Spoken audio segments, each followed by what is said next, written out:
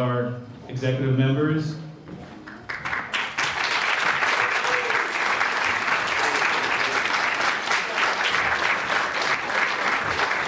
I'll just have all of our executive members introduce themselves. My name is Cleo Pearson. I'm the secretary for the Rochester branch. Welcome. Hello everyone, thank you for being here. My name is Audrey Lankaday and I serve as the assistant secretary. Hello, I am Jessica Phillips. I'm the executive chair of the Environmental Climate and Justice Committee. My name is Phil Wheeler. I'm on the executive committee as a member at large. Joseph Phillips, chair of the legal redress. Hello, I'm Tanya Rieger and I'm the chair of the housing board. Hello, Will Whitehorn. I'm the chair of prison affairs.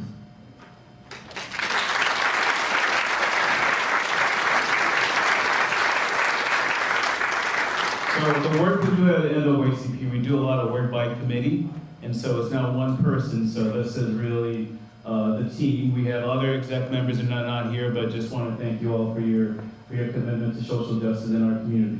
Thank you.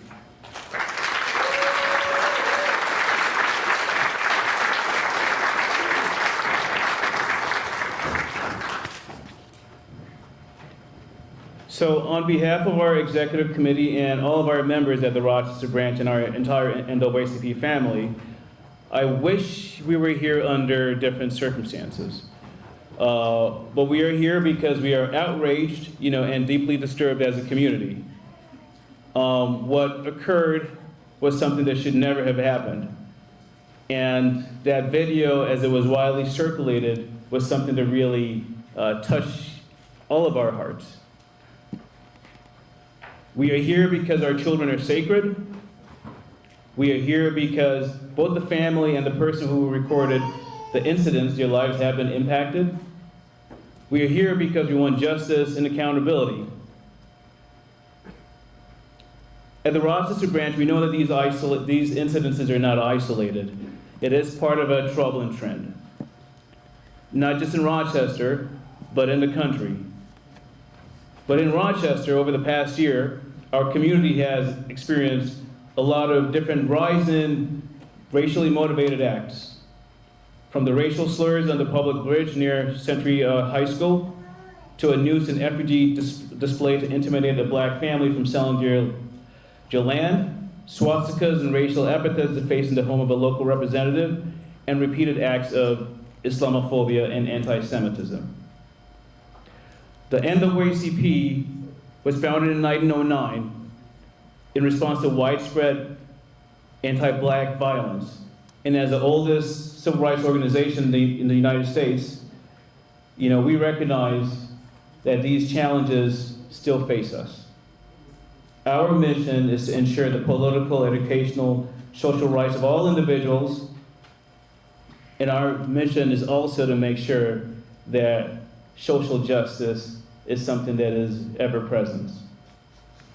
In this case, multiple families, or this case has multiple injured parties. The child in the family and the person who recorded the incident. There was a lot of misinformation in this case, and amid an abundance of misinformation, our executive leadership committee at the Rochester branch, we met with the parents, we met with the father, we met with the mother, we met with the child, we met with immediate family members. And so we have been in direct contact with them. I am going to be reading a statement from the family later on. When we launched the GoFundMe campaign to support the young victim and his family, it was to send a message because we also saw how a lot of hate, people were supporting hate. They're using their dollars to support hate. And what kind of a world would that be where we abuse our children and then we're cheering them on and having somebody and basically people paying for that? What kind of a society is that? What kind of a world is that? That's a really dark world. And that's something that we absolutely reject. So we launched that GoFundMe to really provide an opportunity for people to say, love wins. To provide people with an opportunity to say, we're not going to stand on the side of hate, we're going to stand on the side of love. Because that's the message we need to be sharing.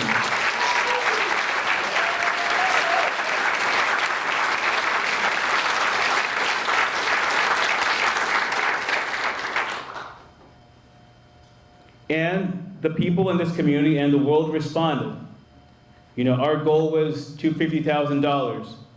And this is not about money, but we are glad that we surpassed that. And so we thank the community. Love wins.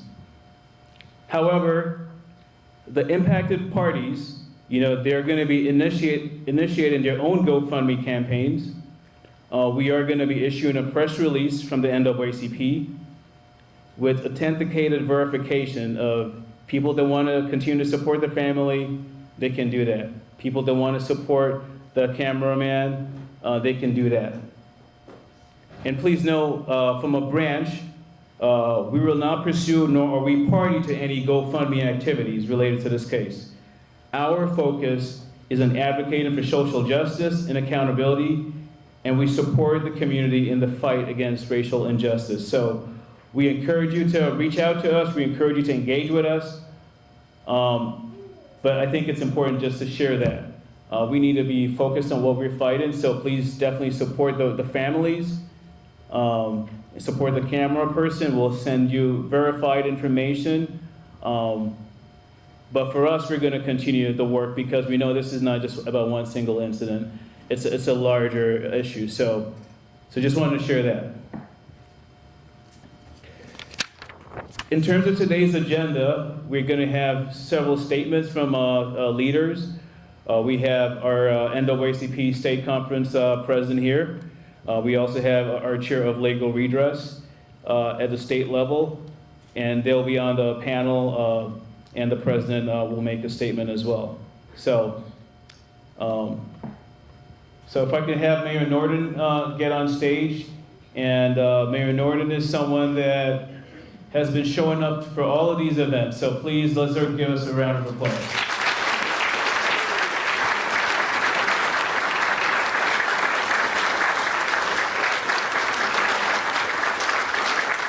It's also important for us to recognize who is not here. So when it comes time for voting, when it comes time for supporting folks, who are the people, who are the elected officials that are not here, those are things that you need to recognize. Mayor Norton. Thank you. I really want to say thank you to the NAACP for continuing to have the discussions that we absolutely must have. Wale and his team and many of you here have been at earlier conversations, and we need to keep having them, sadly, but we do need to keep having them. So I want to speak clearly and directly. The video recorded in one of our city parks on April 28th, filled with racial slurs and hateful language, was deeply disturbing. It caused pain not just for those involved, but it rippled across our entire community, our state, and the world. There is no room for hate in Rochester, Minnesota. There is no room for hate in this community that is steeped in caregiving, and compassion. It's not who we are. That's not to say there aren't individuals that have different feelings, but we as a community can address those by standing together and saying, not in our town. Racism and discrimination violate the values we strive to uphold, especially in the spaces meant to bring us together. Our parks should be places of joy and safety and belonging. They must be welcoming to every resident and visitor, no matter your race, your background, or your identity. Every child should feel safe playing in our parks. Every family should feel at home gathering in these spaces. We are committed to building and protecting public spaces where inclusion, dignity, and respect are not just expected, but they are lived. That means listening, learning, and taking meaningful action together, which is why I'm grateful we're all here today. To those who have been harmed, I'm sorry. We hear you and we stand with you. And we will keep working toward a Rochester that lives up to its promise of being a city for all, a caring and compassionate city for all. Our children are sacred, and so is their right, and all of our rights, to feel safe and valued at every corner in the city of Rochester. Thank you.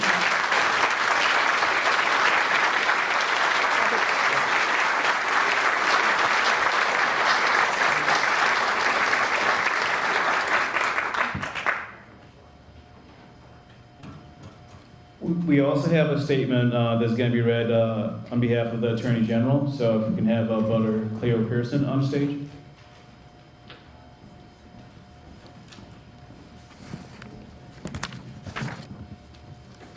Thank you, Brother Wally. This is a statement written by Keith Ellison, Minnesota Attorney General. Now, the now viral video from Rochester of a woman using racial slurs against a young child is shocking. What happened in the video was horrible. And it's just as horrible that the naked racism on display in the video is now fueling a fundraising campaign for the Rochester woman. It's a reminder that we have a lot of work to do to build the multiracial, inclusive society we want and know is possible. That work can feel even more challenging in moments like this, when forces sympathetic to white supremacy have newfound purchase in government. We're seeing a normalization of racist speech, hateful actions, and cultural division. This is not normal. This is not acceptable. It's important that when these incidents arise, we have the courage to look right at them instead of turning a blind eye. We need the courage to exercise our First Amendment rights, to come together and say enough is enough. We need the courage to say no to hate and yes to unity. We need to forcefully reject the politics of exclusion and embrace the work to build a state and a country where everyone belongs. Courage is contagious. Know that I stand with you in affirming that hateful speech has no place in Minnesota. And when we raise our voices, others will hear us and join us to affirm that Rochester and all of Minnesota is a place where everyone is safe and welcome. Thank you.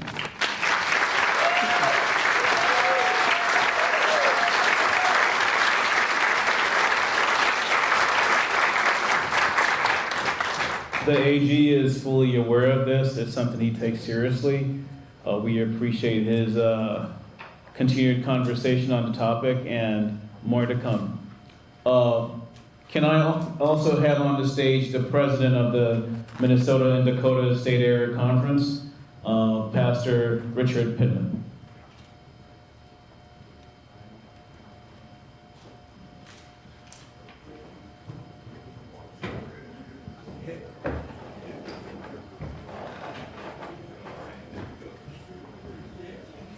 Pastor Pittman and our state conference and the NAACP, they have been advising us and providing a lot of guidance in terms of how to address this. There's a lot of misinformation. There are things that we can't share, but with the guidance of the state, we really appreciate all the work that you guys do. Thank you.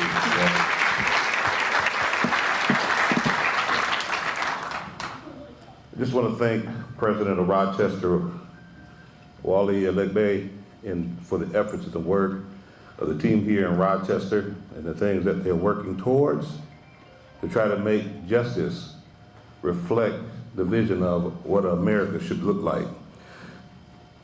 Pastor Richard Pittman, NAACP State Dakota Conference President, the NAACP unequivocally condemns all forms of racism and ableism, including the discrimination, mistreatment faced by Black children with disabilities.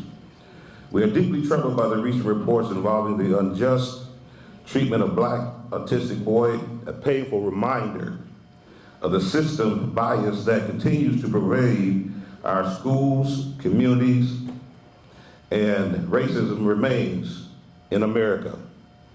Racism remains one of the most enduring and corrosive forces in American society, from slavery and segregation to mass incarceration and systemic inequities. Racism has shaped the very foundation of our nation and continues to deny Black Americans the justice opportunities and freedoms they are owed. The NAACP stands firm in its mission to dismantle the structure of white supremacy and to challenge the institutional racism embedded in our schools, legal systems, workplaces, and neighborhoods. Racism is not just individual prejudice, it is a system of power that marginalizes, excludes, and dehumanizes. We must confront the truth. Racism in America is real. It takes the form of voter suppression, police brutality, health disparities, economic inequality, and culture assurances. And it disproportionately affects Black communities, indigenous communities, and other people of color. We are calling, and as you are here today, and people have traveled from different areas and those other residents of Rochester, we call for all leaders to every level of government, corporation, educational, and beyond to take bold and measurable actions. It's not a time for sitting back, it's time for standing up.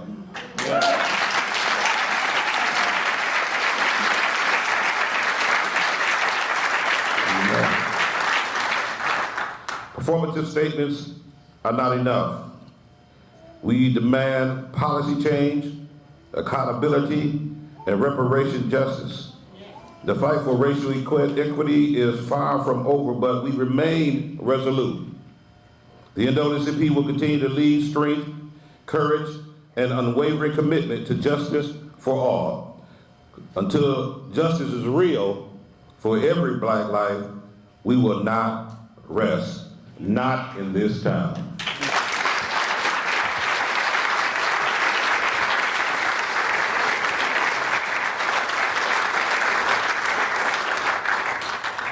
Appreciate you, President Pittman. I would now like to invite on the stage Imam Muhammad Salah. We're going to hear from him. He's going to be speaking on behalf of the community.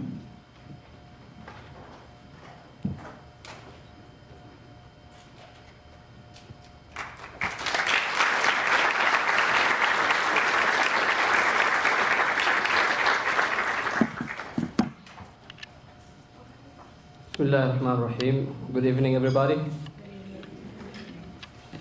In the name of Allah, the most compassionate, the most merciful, my dear brothers and sisters, I stand before you today as Muslim leader, as a Somali community leader, as a father, and as a Black man who grew up in Rochester. What happened to that 5-year-old child last week has shaken all of us. He was chased, he was traumatized, he was called the N-word repeatedly. A 5-year-old autistic Black Muslim in a park in a broad daylight. Let that settle in. But it wasn't just the act that hurt, it was the tone, the confidence, and the pride in which was done. The woman responsible, Hendricks, didn't flinch. She wasn't ashamed. She hurled slurs at that child and then repeated them loudly, proudly, as if it was something to be proud of. But you know what is worse? she's being defended. Yep. She's being supported, and she's making money out of it. While the child who was attacked is healing from trauma, she's profiting of hate. We are here today to say enough is enough. We're not just asking for an apology, we are demanding for justice.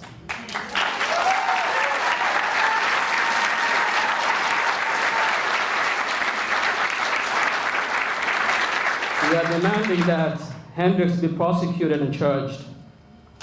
Because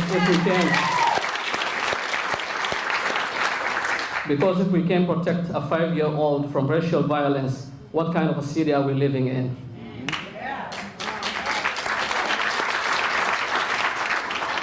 I want to be clear, this pain is not new to me. I grew up in this city. I remember being that kid, riding my bike right here around the corner on Silver Lake, being called a nigger. I remember standing outside our masjid on Broadway after prayer and being shouted and called a nigger or called a terrorist. Not because of anything I did, but because of who I am. So when I saw that video, I didn't just see a child, I saw myself. I saw my own son. I saw every child in our community who was ever had to carry that same pain. But we only saw that truth because one man stood up. Brother Sharma Arke recorded the incident, he kept his composure, he exposed the truth. And now,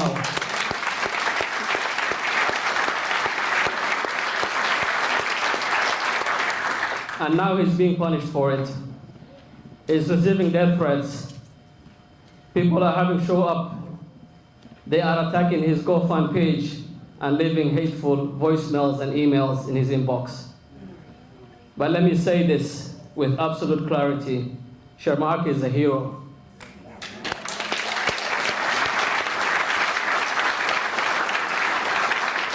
And heroes don't stand alone, we stand with them.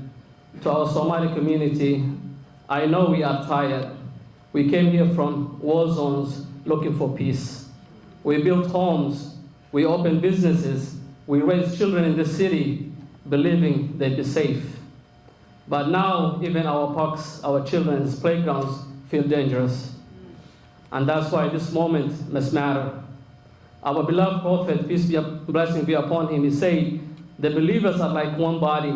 When one part of it is in pain, the whole body suffers with sleeplessness and fever. Well, today our body is aching. And it's time for this city to feel that ache, not just hear about it. Also, the prophet has said, Allah is in the aid of his servant as long as the servant is in the aid of his brother. So we aid our brother, we protect our children, we demand accountability, not just comfort. Let me say it plain. We will not let a 5-year-old suffer while grown women profits from hate. We will not let our community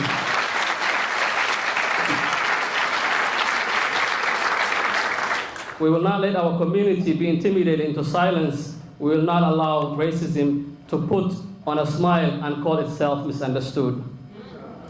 To that young boy, you are not alone. To Sharma Arke, you are not alone. To every parent, every elder, every black and brown child in the city, you matter.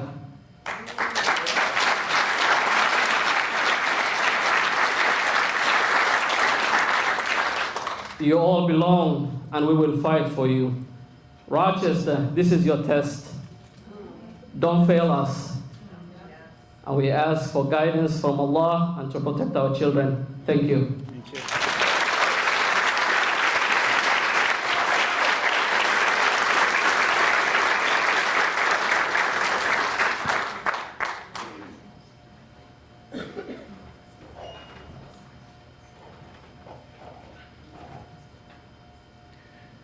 So, if we can get Brother Shamake on the stage. Before we do that, though, is there any other city government official here?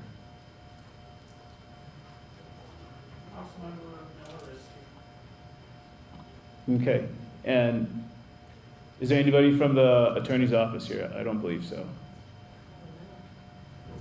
Okay. So before we have Brother Shamake, on the line, I just want to share this. What occurred was an absolute tragedy.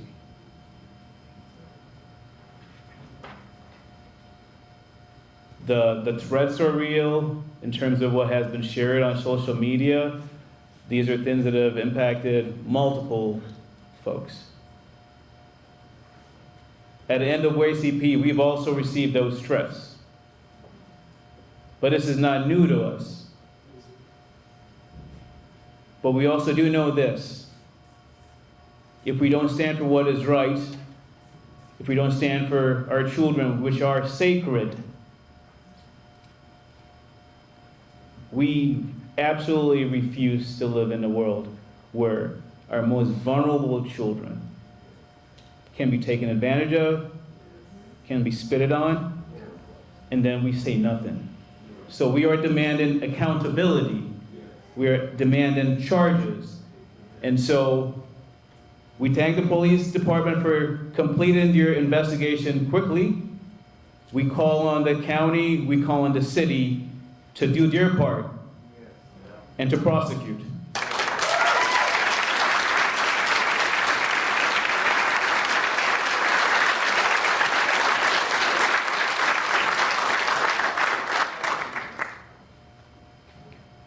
We've been involved with the NAACP, the national office.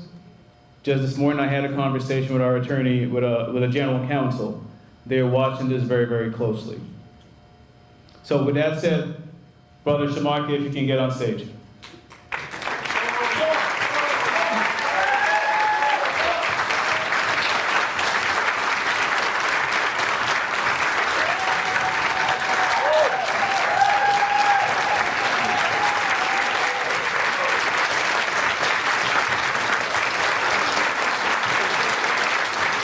Thank you all. Thank you. I am not a man with a lot of words. And this is the first time I spoke in front of people. Yeah. But that didn't stop me from protecting that child.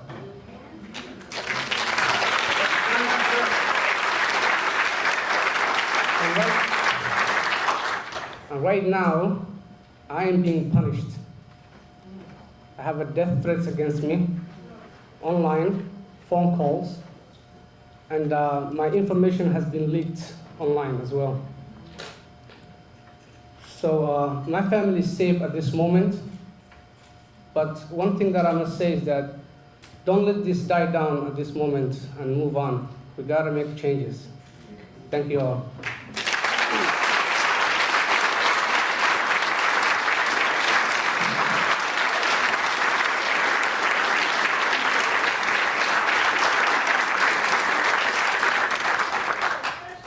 He is being very modest.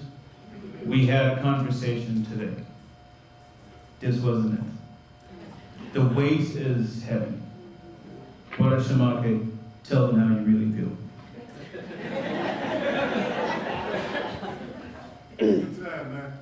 It feels very bad knowing that you did the right thing and you're being punished for it. We love you, Omar. Thank you.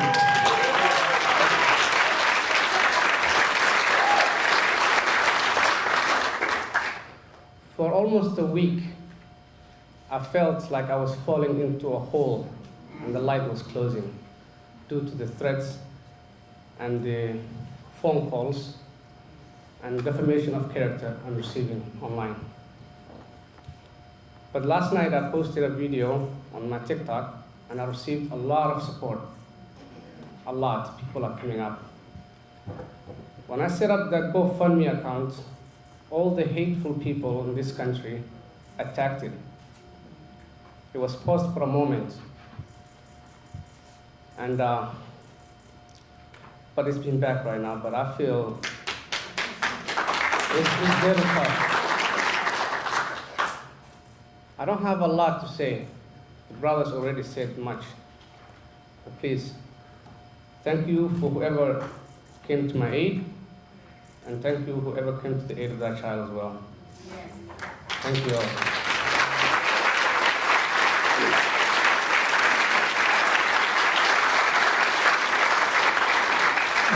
And Shamake, thank you for being an upstander. Thank you for protecting the child. There's a lot of misinformation. From here on out, from NAACP, we're going to refer to the boy as the child. We're not going to refer to the age. We're not going to refer to anything. There's a lot of misinformation. We're going to keep that information private. But thank you for standing up. Thank you.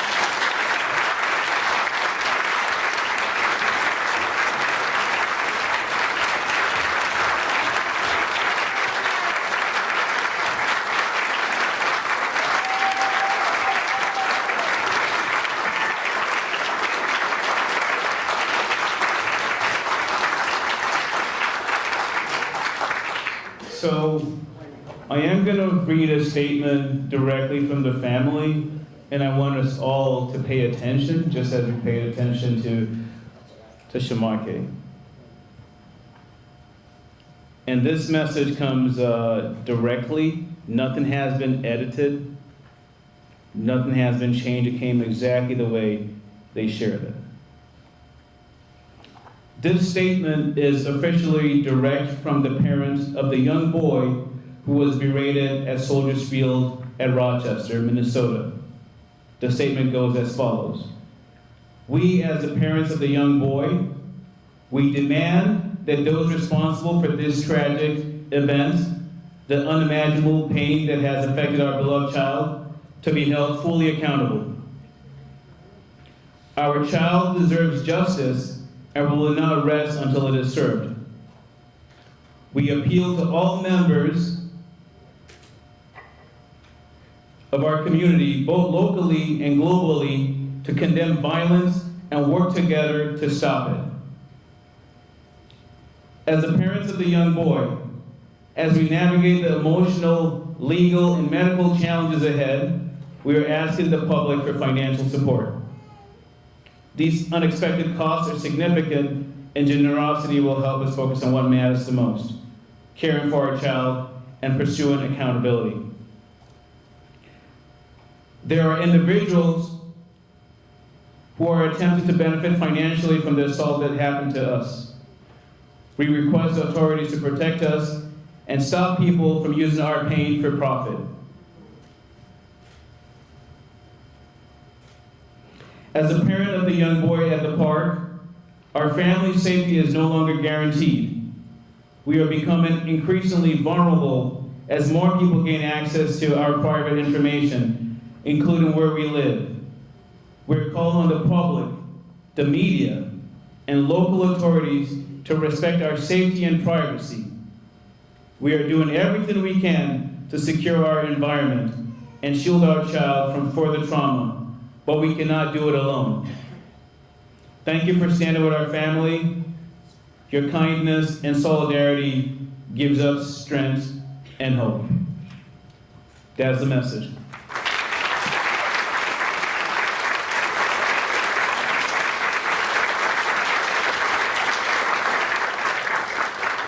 We will be releasing this in a press release in English as well as the local Somali language. So at this stage, we're gonna go to our next section, and if I can have Pastor Crockett on stage, we're gonna be doing our town hall. We are doing a town hall. Yeah, we haven't slept at all, guys. You know, it's literally been a long time. But the work is good. Pastor Crockett, he is a dear colleague. He is the owner of Barbershop Talk Services. He's going to be moderating for us. And so, Pastor Crockett, we're going to have you take it on. But if we could have Joe Phillips, Chair of Legal Redress, on stage. If we can have Mr. Joel Franklin, the Chair of Legal Redress Committee from the NAACP State Conference. Imam Muhammad Salah, Jessica Phillips,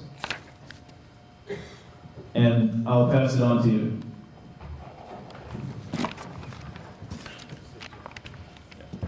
This mic working? Yeah, it does. Let me.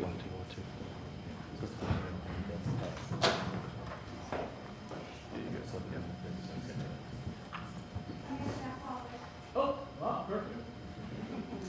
And very order.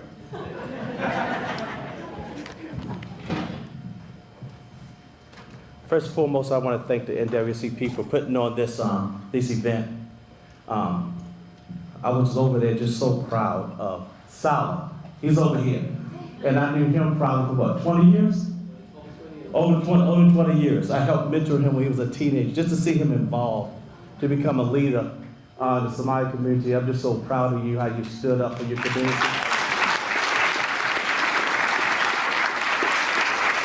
Well, just to explain it, the power of being a power of mentoring, to see how you evolve, how you standing up and being a courageous leader in your community.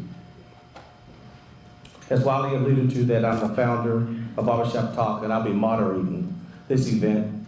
And so, with that being said, starting from my right all the way down, would you please introduce yourself and your affiliation? Wale Alegbe, president of the Rochester branch of the NAACP. Joseph Phillips, chair of legal redress in the NAACP, owner of Jersey Joe's local business.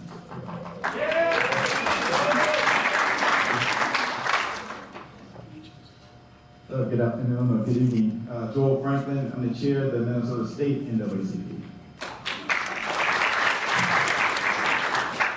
Salah Mohammed, Somali Social Services, nonprofit organization, and Imam of Masjid Abu Hurairah, community leader. Jessica Phillips, chair of the Environmental Climate Justice Committee, also owner of Jersey Joe's, wife, mother, Rochester community member.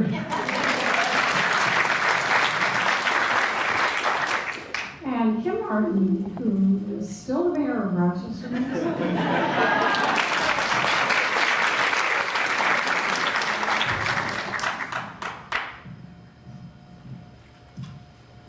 So we're going to start with President Wale. And the question that we have for you is that in your opening statement, you talked about how you want to combat racism and love awareness by starting a GoFundMe campaign. So the question is this: why did the NAACP decide to offer trust instead of writing a check for the amount received through the GoFundMe? Yeah, that's an excellent question. So when we started this, the whole intent was how do we ensure the spirit in terms of where the funds were provided.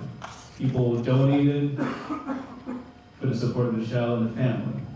People donated because they wanted to care for the child. They wanted to protect the family. And there was also an abundance of misinformation in terms of who is the family, who is not. In coordination with our state NAACP and national NAACP, we did not feel it would be appropriate to provide a single check. And the trust ensures that the child and the family are taken care of. The trust ensures that they're not being taken advantage of. And so that's why we did that. Okay, thank you.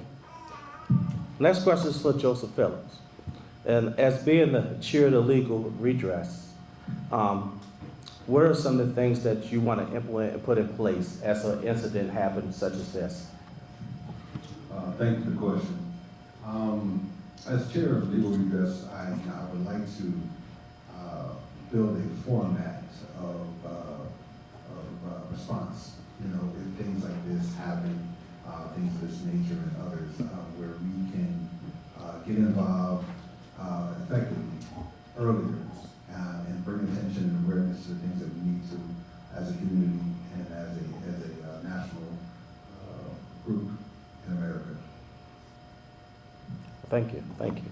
Next question is for Joe Franklin. The question that we have for you is this: what legal pathway, including civil suits, are being explored to send a clear message that racism, attacks on our children will not be tolerated? Thank you for the question. I think it's early to talk about civil lawsuits at this time, from my conversations with the state, NAACP leaders as well as the National General Counsel. At this time, we're strongly recommending that the city attorney and or the county attorney explore every law on the books that can hold this woman accountable for what she did. Everyone.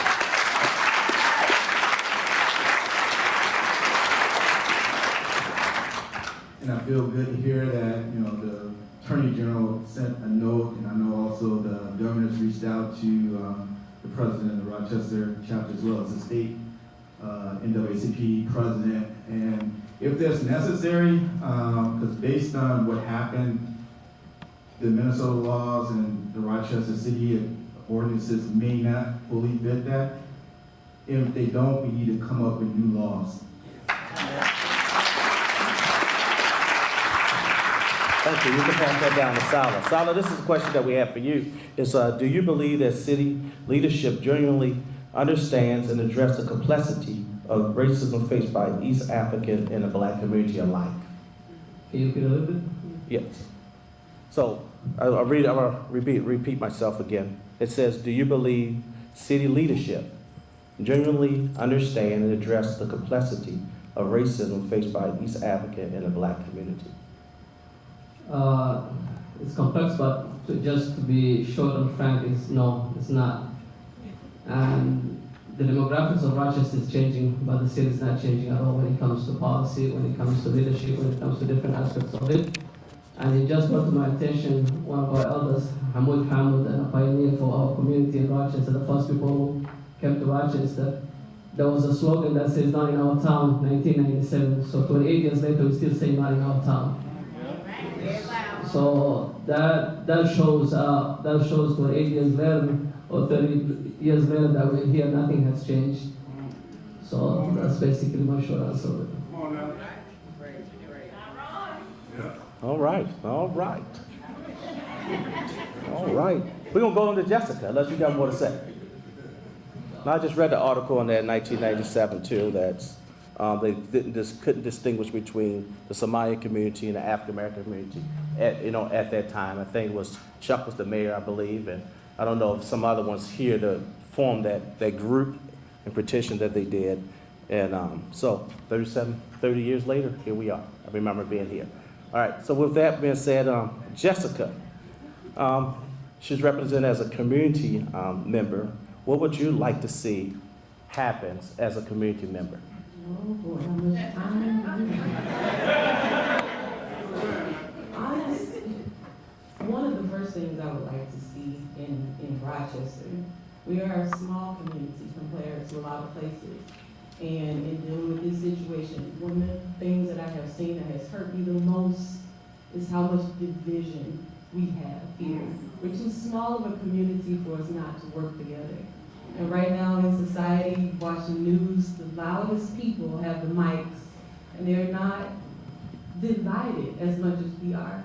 And when I say we, I'm not just talking about people that look like me, not just black people, I'm talking about white people, Asian people, we, the people who want to be able to take our children to the park without worrying about somebody throwing racial slurs at them, or be able to go to school and take your children to school and let safe that they or just get an education. That's what we're sending them for. That is the we that needs to come together. So I encourage all of our allies to stay with us. History has shown when we work together, we can do a lot of things. And we need to just be loud, stick together, and that's really what I want to see.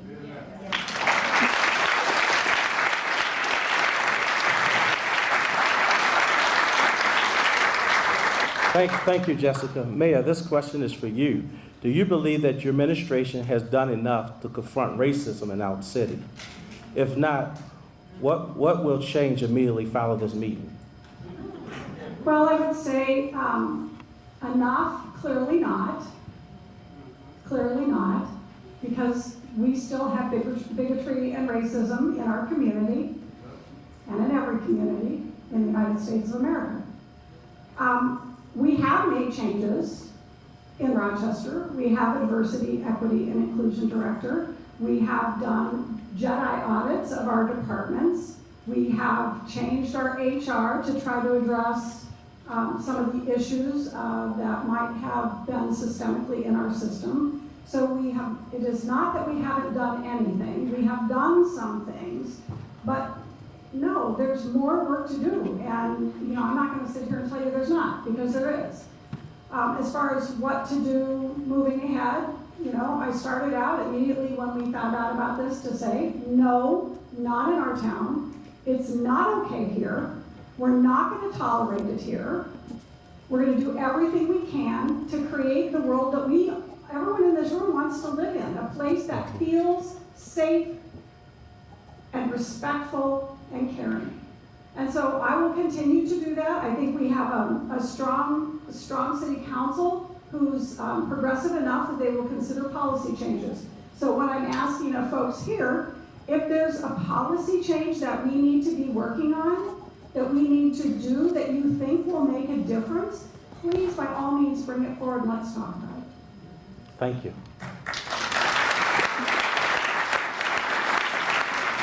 We can pass it back down. We're going to start with Wale. We just want to start and clear some allegations that some people in the community is concerned about and stuff, that you can bring some clarity to it. There's been reports that the NAACP will not offer help to communities if they are not members of the organization. Is this true? That is flatly false. There have been numerous community members that reach out to us. They're not members of NAACP, in terms of challenges they have. And so our mandate is really, if you report something, we'll investigate it. So you don't have to be an NAACP member.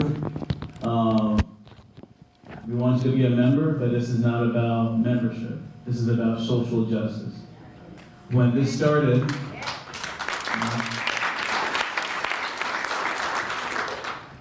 when our national NAACP was started in 1909, we weren't asking people, are you a member of the NAACP, do you need help? And just like in this case, we were not asking the child, are you a member of the NAACP? We saw what was wrong, and we stood up and we acted. So it's something that is really important to be shared. When you think about us, we want to make sure that every Black person, every person of color are able to thrive in our community just as everyone else. And so that's what our work is about. It's a noble work. It's good work. And we need to do it together.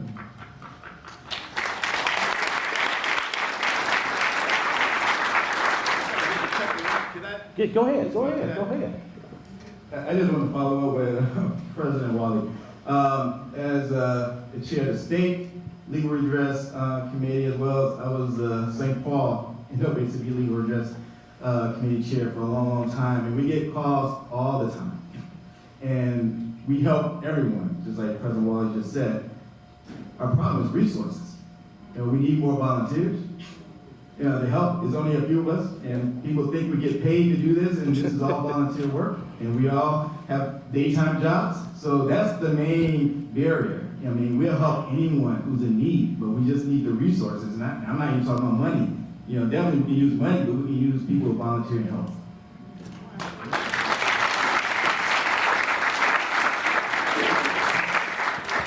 Thanks for the clarity on that. And Joe, you got something else? Yeah, if I could just share, because there are families that know what we've done at NAACP, just individuals.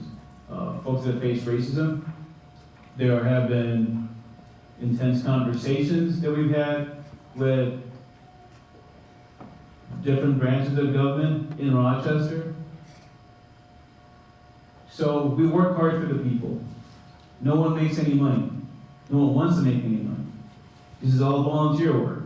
And when we actually start, one of the important things that we say, we take a special oath. And this is an oath that has been done from the beginning of the NAACP, over 100 years, that we make sure that we put the interest of the organization above any purely personal initiatives. So we have people that are working really hard. The family of the impacted child, they know the work that we're doing, and so as many others as well.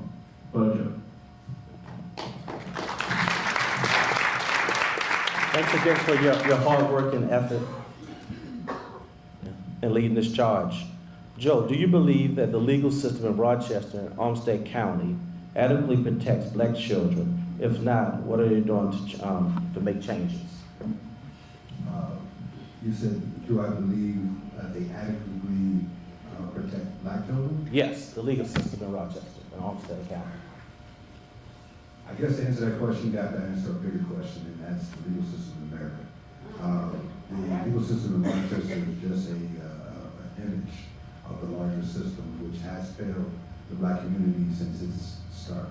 Okay, we've made some strides in the right direction.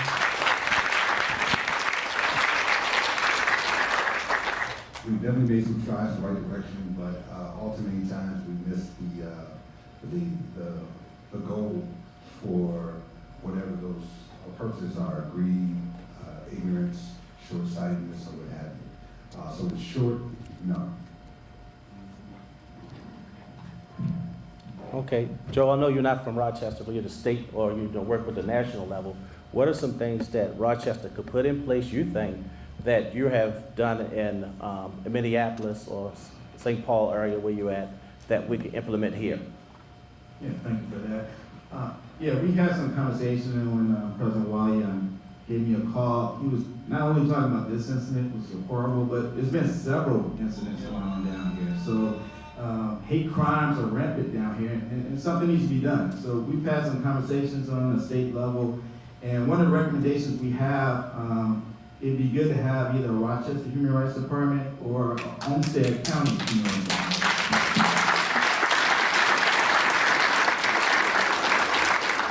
Actually, I used to be the St. Paul Human Rights Department Deputy Director. So, I mean, I think that could help address some of the issues that you have down there. That's good. Yeah, all the time, I'm not ignorant. So I thought we had some type of commissioner down here, you know, the third largest. So I thought you said, Mayor, said we did? We used to have a human rights. We did have a human rights commission that was housed in under Olmsted County. It was somewhat joint. That's been disbanded, and they have a different office instead. And I don't know if there's a county commissioner here that can yell out what the name of it is. Well, we are going to be working from an NAACP to Did Doge cut that? No. So.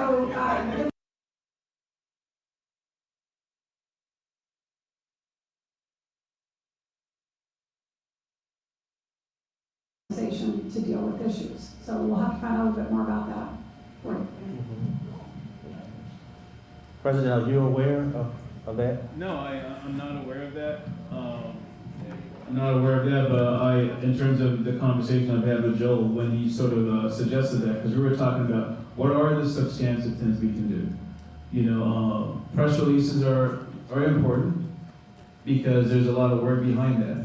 But we need something that has teeth. What are some of those policies, those structural changes?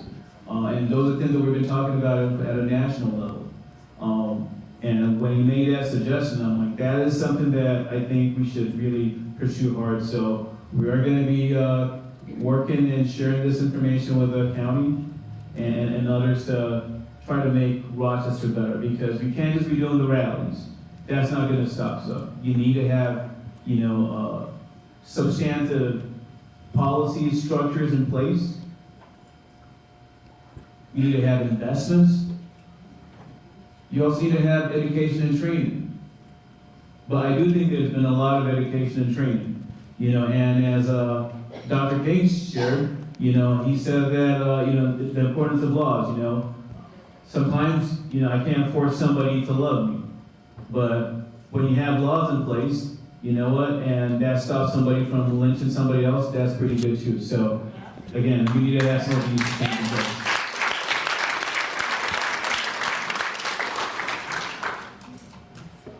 Solid, we'll pass it down to Solid now. You talked about some of your experiences growing up in Rochester, but this question is as a Somali community as a whole. It says, what has been the Somalian community experiences with racial slurs and biases in Rochester, and how often are those incidents reported or ignored? It's quite a lot. So talking about from personal experience back in high school, I've seen my share of go back home and the N-word, of course, after 9/11, being called a terrorist if I wear my thobe. And so I've seen those shares. I've seen being egged at the Jidabu Pokarai in Broadway. So, and harmed, or just the stories basically continue. And still, 30 years later, still the same. But many are unreported because of the fear of the system, unknown of the system, lack of knowledge of the system, the language barriers. So there's all those things that are compounded that makes it even not to be reported.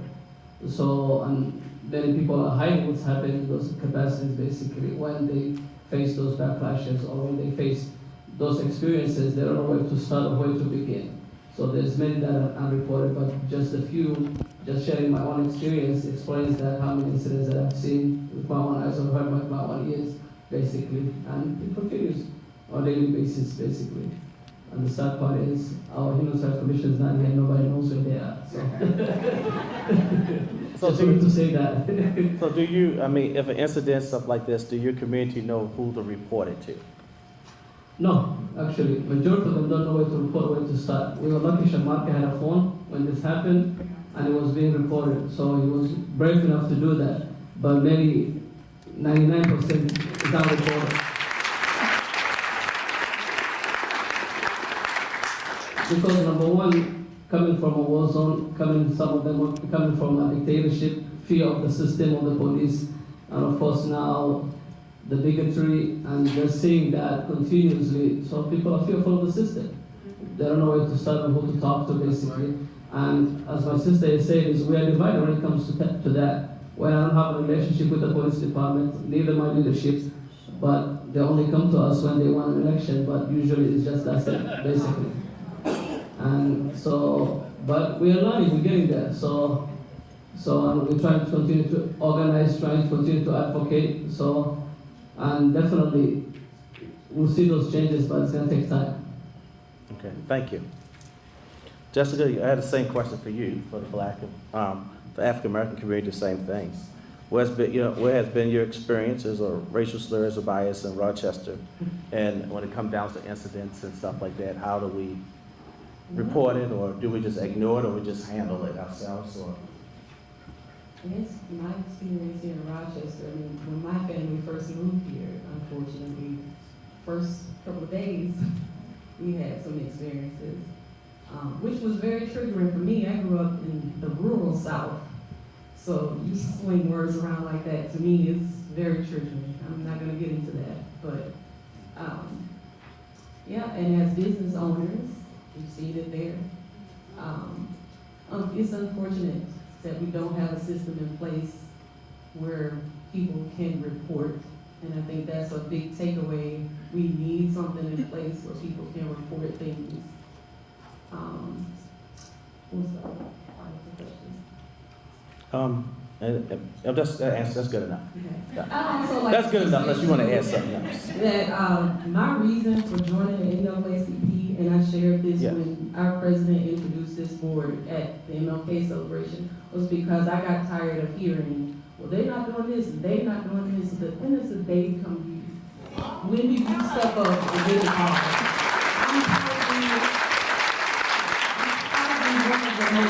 This is not something that I enjoy doing. This is freaking me out. But I'm here because I want to do something.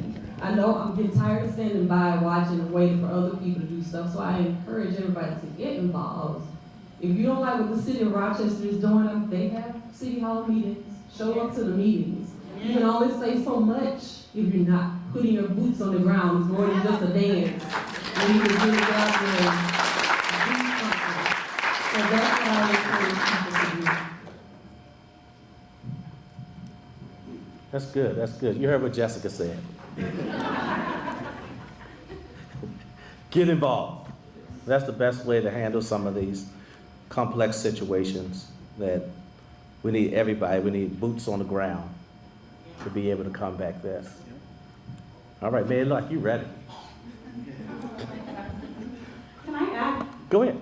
Joe got involved as well. Both of them have been very involved. Joe served on the Police Policy Oversight Committee for time. I think he found it a little frustrating. But there was a community committee whose job it was is to go through the policy books, which is a little boring, but to go through and make sure that our policies aren't racist and are fair.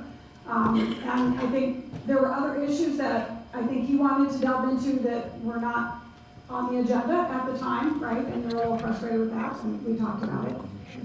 But other people can get involved to serve on those committees as well and be the voice of the people. And what I'm hearing is that maybe we need another door in if people, and I know people don't always know what the proper door is to get into file a complaint.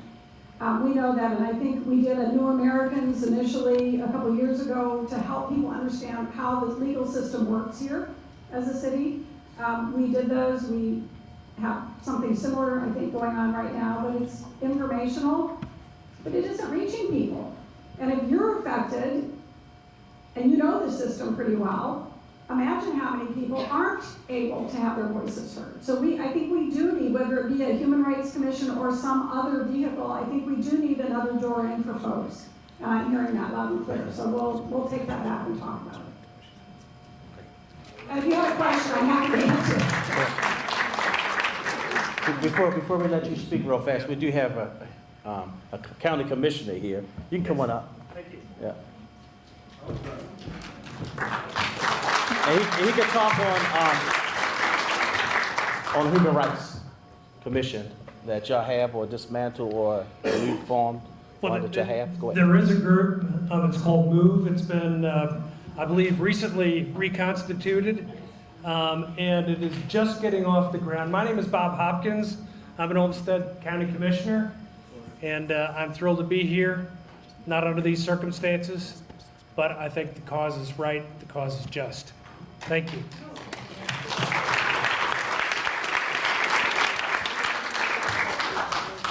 So I think one thing that's really important is when you talk about, are people, do they know where to ask for help?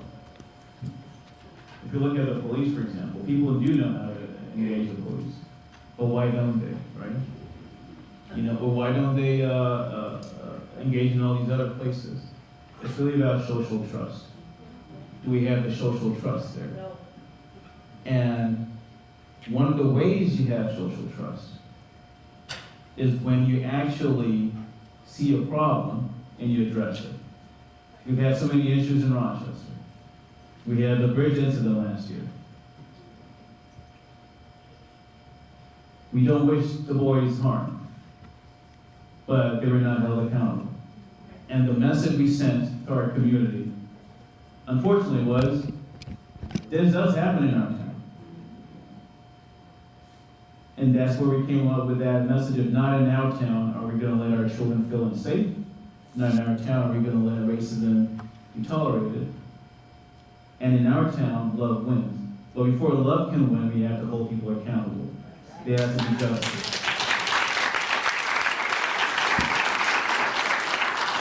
When we provide justice, then what happens? People trust that the system is working. And then when people trust that the system is working, then more people come forward. It's really all connected. And so if we want this to work, it's important for, the folks like the city's office, folks like the county's office, when there's seriousness, that we all know what happened to that child was wrong. In any world, not just this world, any world is wrong. And so we need to do something about it. Well, one of the things that didn't happen, partly because we were talking about minors, thank you. Because we were talking about minors in the incident at Century some time ago, that I've learned about since then, that I think is a part of an answer to this, which is restorative justice. And I took the time after I learned about it to attend a recent event about restorative justice. That would have been a perfect example. I wish I could go back in time and say, you need to face, you have to get people to agree, right? That's part of restorative justice.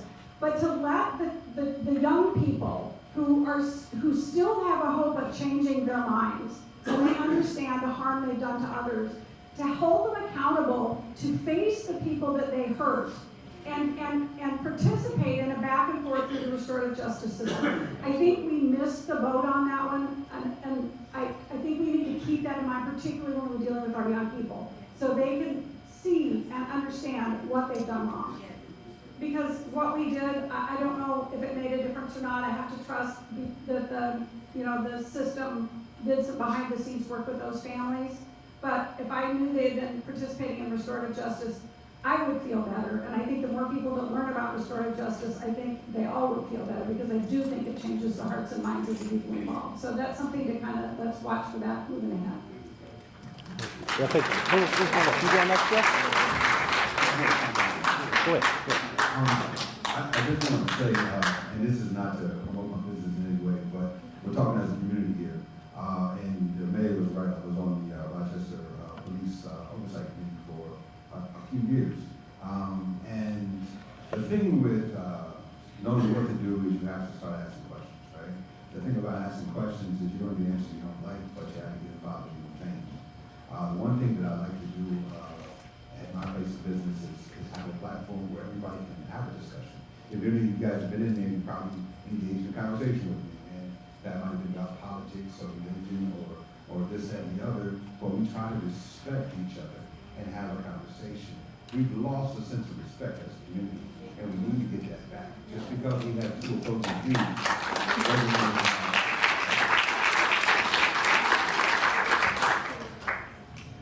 I just want to add, I know when I was with the St. Paul Human Rights Department, one of the issues was that a lot of people in most need didn't know where to go to make a complaint, and a lot of people didn't feel comfortable, coming to City Hall to make a complaint. So we actually went out into the community and did intakes, invited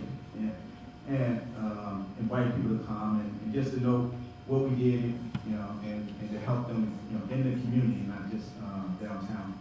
And another thing that we did with our civilian police review board is the NAACP is one of the sites that you can start your complaint. So you don't have to go down to the police department. You can actually go to the NAACP and some other community organizations.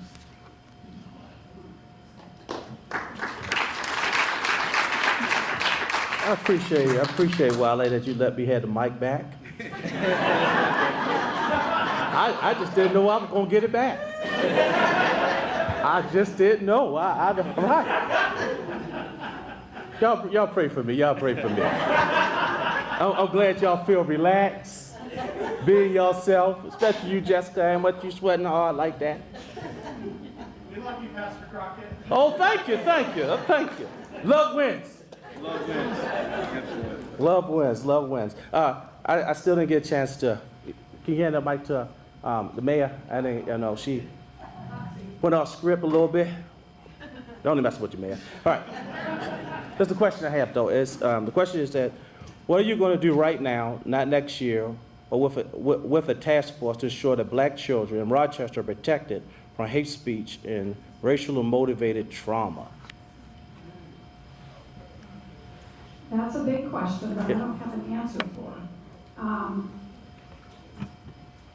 If I could snap my fingers and make the people in this community all be loving and caring and not racist and not bigoted, I would do that. I don't have that power, unfortunately, but I do have the power to use my voice, the bully pulpit, they call it, as mayor. I have on this issue, and I will continue to do that on this issue and other issues. And I have an open door policy. So if there are ideas, like some I've heard here, which I think I see a few of our wonderful staff over there nodding their heads, there are some changes that we can make. And I'm happy to work a partner. That's one thing we do is we partner a lot to find doors in for people. Right now, I think we're waiting to see, and we're learning as we go through this and the other incidents about when can we take action as a city. We found out that you can't take action with 13, 14, or 15-year-olds in the same way that you can with adults. We find out that we have a really tough and firm belief in the amendments to the Constitution. And the First Amendment has given folks the right to free speech. I personally think having an opinion is different than violating a person's personhood with foul language and racist language. I think they're different, but until the court finds those different, we're struggling through this. So my immediate concern is how, where does this go today? And if it can go forward, can it go forward with some enhanced sentencing because of racist and hate speech?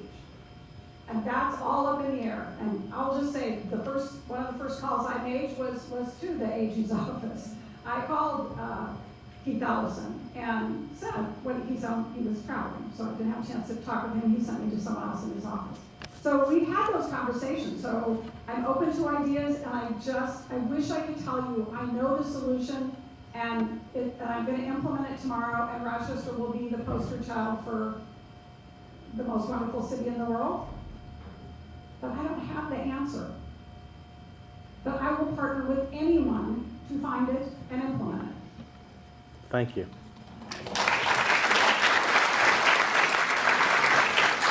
Jessica, you can keep the mic. You can keep the mic. Hold it, play. You can pass it down. I'm just messing with you. Yeah. Sally, you want it? Okay. Okay. Well, we got to wait a little bit for that till we get done. Okay. All right. So Sally, I have a question. This is for you. Do you believe that? Here we go. What solidarity efforts are being built between Somalian families and African American families to respond collectively to racism in this city? Nothing much, but we can do better. And the lines of communication has to continue open, learning about each other's culture, because we come from different backgrounds. And so when I hear the N-word, it doesn't hurt me as much as my brother here next to me, because ancestral experience that he has had. But for me, I don't know what it is. And a good example is when the King of Comedies came out in 2000. I went into the theater, my cousin took me there. So everybody was laughing. I was the only one left out because I did not understand the cultural background of those jokes. But 20 years later, it was one of my favorites, just continue to listen to it.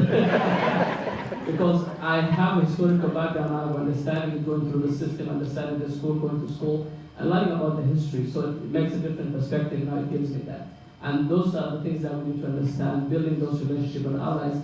But we also, as new immigrants from Africa, East Africa, from Somalia, we live on the shoulders of African American community who are here before us, and enjoy those rights and freedoms that they have fought for continuously. And we continue to understand that and educate our community. But we also want to come together as one and continue to have that understanding, because now we share those commonalities. The first thing that people see is, I am a black man. Yeah.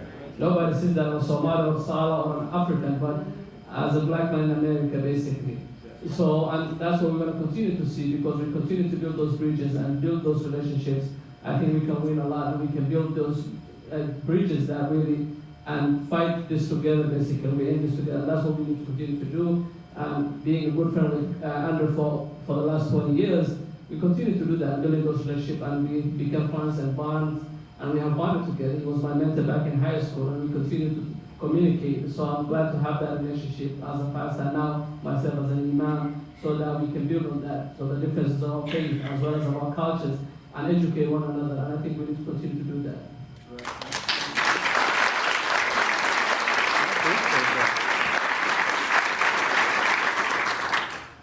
Jessica, you want to add to that?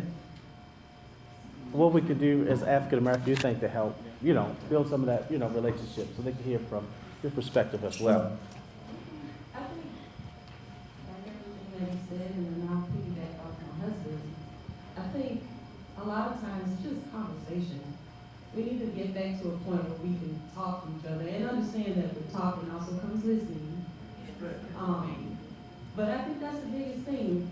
The world is becoming crazier and crazier around minute. And I think if people with good common sense gotta step up, we gotta feel like we can talk to each other. Rochester is a big melting pot, and as somebody pointed out, it's getting bigger. But we have that opportunity to engage in so many different cultures. It's a beautiful thing. It can be, and we just embrace it. And just talk to each other. And if you don't have anybody else to talk to, I can guarantee you come to Jersey Joe's.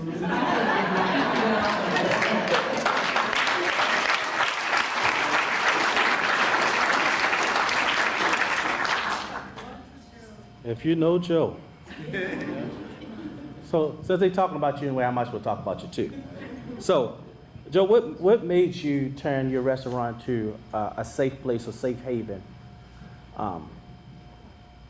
Because you're more than just a restaurant. Yes, very true. I think ideology has always been that way. When I made a decision to leave corporate America and open up my own business, it was to be a marketing community that was for development and improvement. My only concern is I don't know if I touched enough yet. Where I'm located, I meet people from all over the world. I have engaging conversations from all across the board. But when you turn on the TV and listen to people talk, go to Walmart and listen to some conversations, I don't know how effective I am, but I keep doing it because I like talking. But I just can't say anymore. Everybody's looking for an answer, but the answer starts with a simple conversation, right? That you have to listen. As much as I like to talk, my wife teaches me all the time that I need to listen. So we're working on it, right? But as a community, I think that I wanted to get in there and I wanted to say, hey, come over here and talk. I think it's really interesting because when people walk into the restaurant, I have hip hop music, and lately we've been playing funk, and people tell me I'm a bigger guy behind the counter, and I got red walls, and I got a very short window to make people feel comfortable, and I shouldn't have to do that, but when people do it, they get into the food and they get to talking. Sometimes I feel like, hey, please be quiet, but why do I have to do that? Why do I have to feel that way? Why do I have to live up to this expectation that's pressed upon me that other people don't have to? So as much as I like to make it a safe place, I want people to understand that there's nothing different than me in other places. Don't make it that way. Thank you, Joe.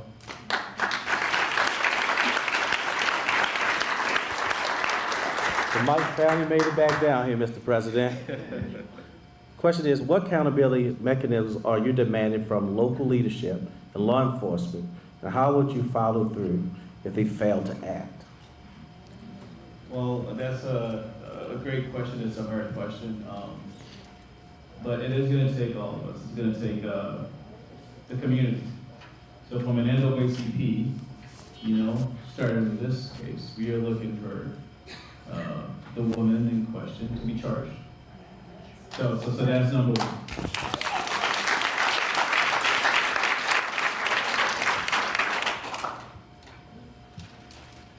And it's not from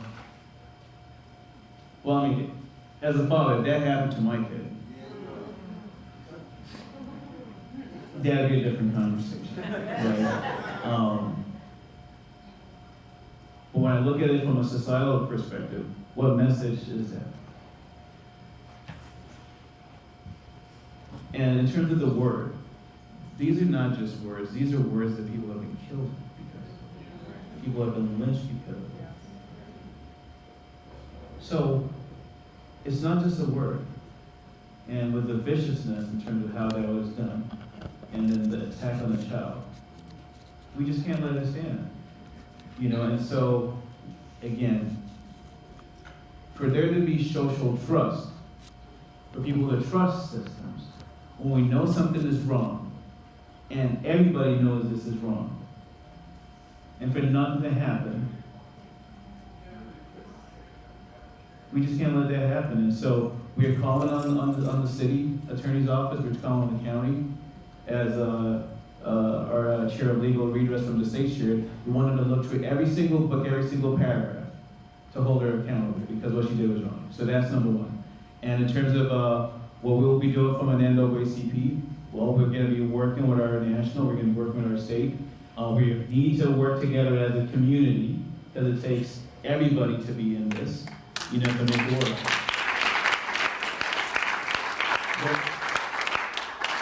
The power of community, sometimes we take it for granted. I lived, in Nigeria, under a dictator. And why did that happen? One of the other dictators shared, well, because people let it happen. People didn't speak up. Business community members supported. People were afraid. When you don't speak up, things like this happen. And so in Rochester, we're saying not in our town. Let that be the first place. 5 years ago, I gave a TED Talk. It takes a community to eradicate hate.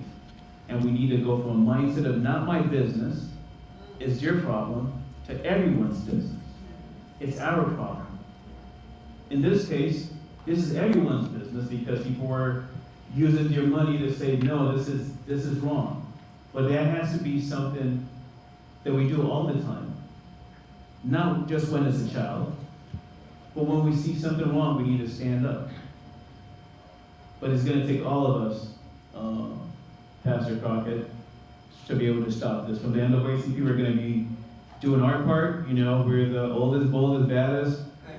We get a lot of, the threat is real.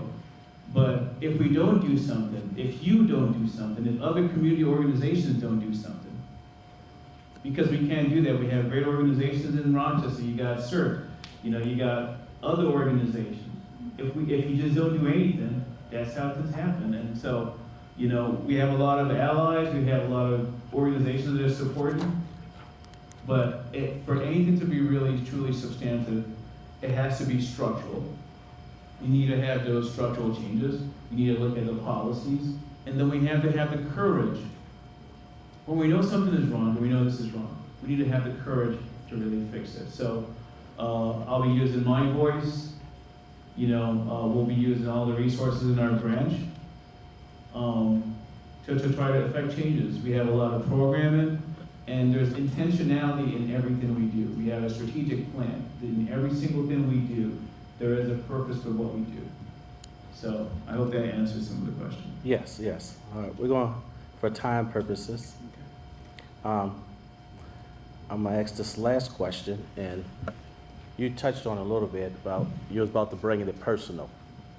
And I want also the audience to, even though you probably can't answer this question, let's bring it home. The question is, if your child has been humiliated, dehumanized, and dismissed, would the system you currently lead have been enough to protect them? Now, if the honest answer is no, then what would you change immediately so another child doesn't have to grow up believing this city will continue to fail them too? Yeah, look, if that occurred to my child and I was there, I'd probably be in jail. I'd probably be in jail. That is the honest truth. And I think if this occurred to any of your children, I hope you would be in that same situation too. Can you just imagine the fear? Adults, you're supposed to take care of young ones. The viciousness that we saw on video, if that viciousness is what was done to the child, and actually it is because she doubled and tripled down and quadrupled down on it. That is very dangerous. So parents, community members, we're supposed to protect our young ones. We're glad we're able to get that the video, otherwise we would not know. Similar to George Floyd, we're glad we saw the video, otherwise we would not, some of you would not know. But the way we do this is really this. We need to care, we need to make it our business We just need to make it our business.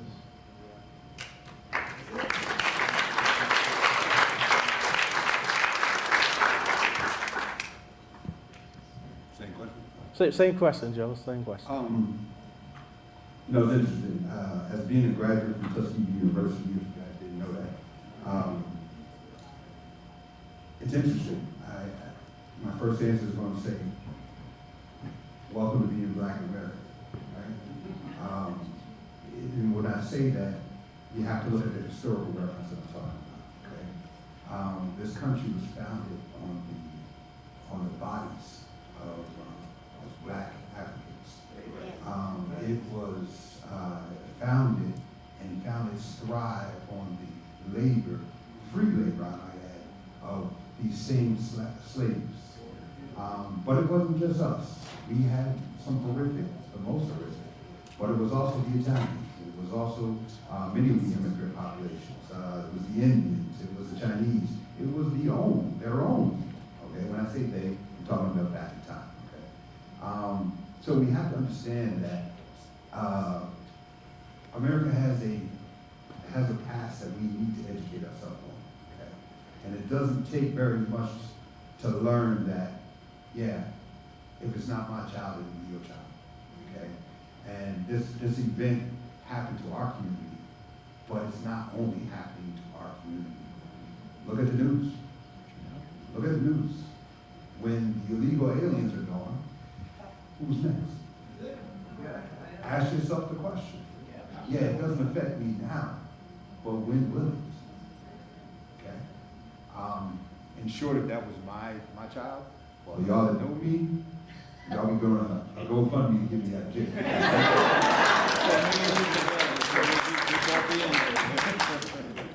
I give you both my card, just in case you need it. The thing I want to add, when I first heard about this incident, it just made me think about, this is the 70th anniversary of Emmett Till being killed. And I'm from Chicago. My mom actually went to Teachers College with Emmett Till's mom. So I've known about the Emmett Till story since I was a young person. And for those who may not know, Emmett Till was a 14-year-old black boy from Chicago who went to visit his family in Mississippi over the summer. And the South is a lot different than the North. So he made the mistake of whistling at a young white woman. And the husband was upset, and he brought some friends, and they kidnapped Emmett Till in the middle of the night. They tortured him, mutilated him, and shot him and threw him in the river. He was there until his body loaded up and was unrecognizable. And the one thing I give credit to his mom, when they did the funeral, she wanted to open the casket so that everyone could see what was done to her son. And that's what sparked the Civil Rights Movement. And I think you guys are in the same position with this incident. I mean, I think this can spark, making some changes in Rochester, and even in the state of Minnesota. So that's all I have to say.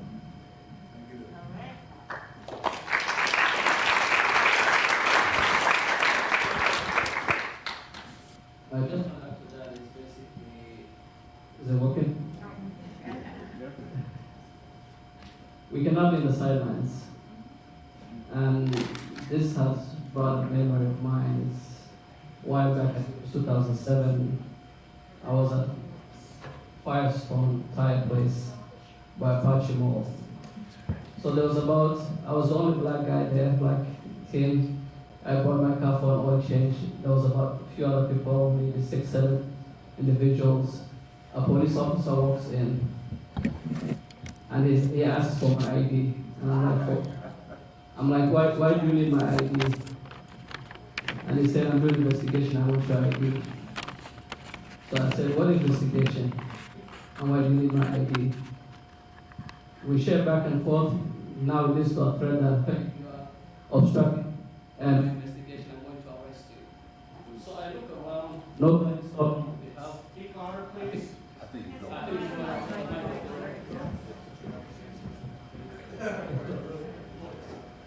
So the officer becomes more aggressive.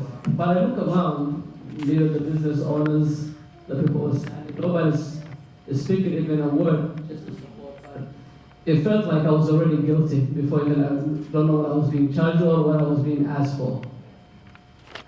So that made me look small that moment.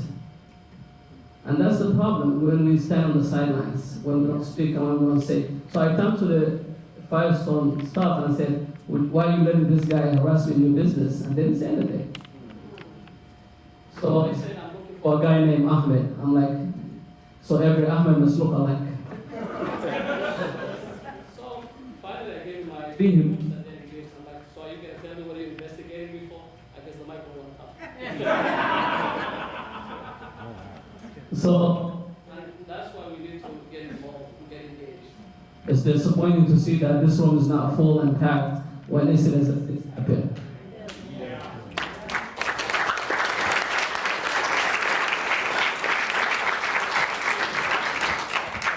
Sorry, y'all didn't get a chance to, I know y'all have a lot to say and everything like that, but I've been instructed. I want to be, everything decent in order. So I'm going to hand it back over. Thank you all. First of all, thank the panel from doing this. It's not as easy as people perceive, but I'm going to hand the mic over to Mr. President.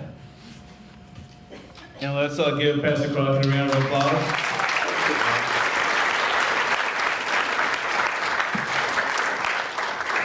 So before we close, and Brother Nasala shared, it's disappointing that people are not here, but the room is not packed. But we have TV, people are streaming this information. So the most important thing is this. You are hearing Rochester, Minnesota's response. We're saying not in our town. We are demanding accountability. It needs to start with charges. But the challenge is wider than just this individual incident. How are we going to move forward? How are we going to go from not my business to making it everyone's business? How are we going to, if we see our neighbor that is hungry, how are we going to support our neighbor? If we see an immigrant student, how are we going to support that immigrant student? Are we going to keep quiet, or are we going to speak up? We have a lot of work ahead of us. We can't do this. I encourage you to engage with the NAACP. I encourage you to engage with other organizations. And let's come together to do good work. Because when we are silent, that's when bad things happen. And our children truly deserve the best. So, again, we just want to thank you all for being here. So the message that you should take with you, to those that are not here, is how do they make it their business? How do they ensure that the young boy, we don't have another situation of a young boy. The city and the county, they play an important role. Because if that can happen to a child, and there's no accountability, what message are we saying? So I'll leave it at that. So thank you all.